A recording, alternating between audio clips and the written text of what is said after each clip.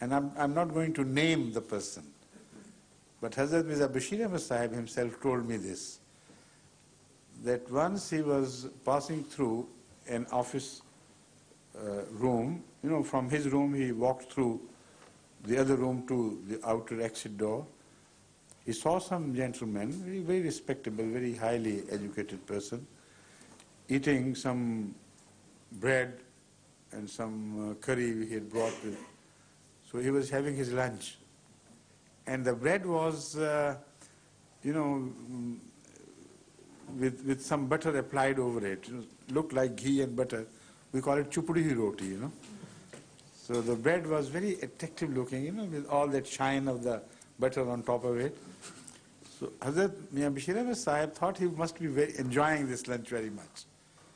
So he stood by and said, out of, winning his favor, expressing his love for him and kindness, he said, could I have a mouthful of this bread, this wonderful bread you are eating? Please, just to find out how tasteful it is.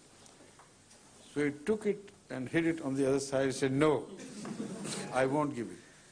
Hazrat Mirza Bashir Ahmad told me he was so embarrassed, because normally this man was very respectful and loving to him, and suddenly he received the shock of being rejected outright. He said, no, not one mouthful. He said, I am asking for just a small one mouthful. You can have the rest for yourself, only just to taste. He said, no, please don't insist. I'm not going to give you a single morsel out of it. He was astounded, but he wanted to find out why. He knew there was some other reason. He said, why are you doing it to me? He said, out of respect for you, out of love for you. I said, what do you mean? You're refusing me to, even a small piece of your bread, and you say out of love. What sort of love that is? He said, now I tell you the secret. The doctors have prescribed me cod liver oil.